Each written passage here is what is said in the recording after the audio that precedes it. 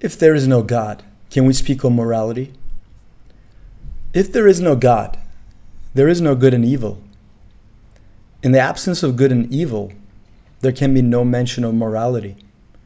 Of course, in a universe where there is no God, the emergence of the universe and of life and of living things has no choice but to rely on coincidences.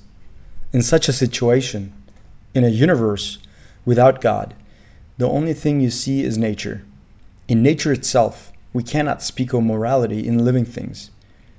In such a scenario, the human being will emerge as an accident of nature, that is, as an animal that evolved slightly more advanced than animals. Therefore, in such a situation, it should be considered natural that everything we observe in animals is seen in humans. However, this isn't the case, because there is good and bad. We know that. There are objective values and criteria. We know that too. Without objective values and criteria, the only thing that stands before us are people's opinions, tastes, and decisions. However, these are subjective assessments.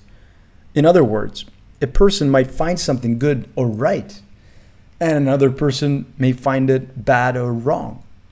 Therefore, at that point, we need a standard based on universal principles beyond the individual views of people.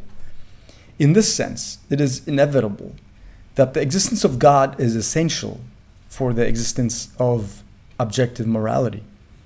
For instance, when we look at nature, we see that there are familial relationships that we can call incest, stealing the food of another animal, which can be defined as theft, and some actions that can be defined as rape. But we don't judge animals like this because they have no moral obligation to each other. In a universe without God, the same thing should be considered for humans as well.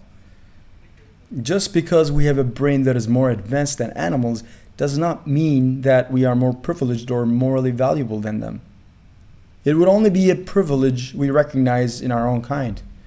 So when an eagle steals food from another eagle's hand, it steals it, but we don't call it a thief.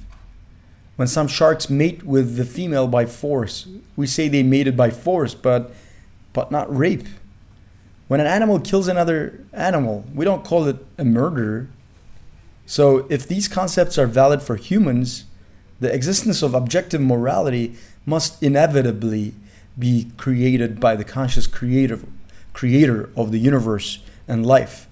And these people created by the creator must have duties and responsibilities, both to their creator and to other creations. In such a case, morality can be mentioned.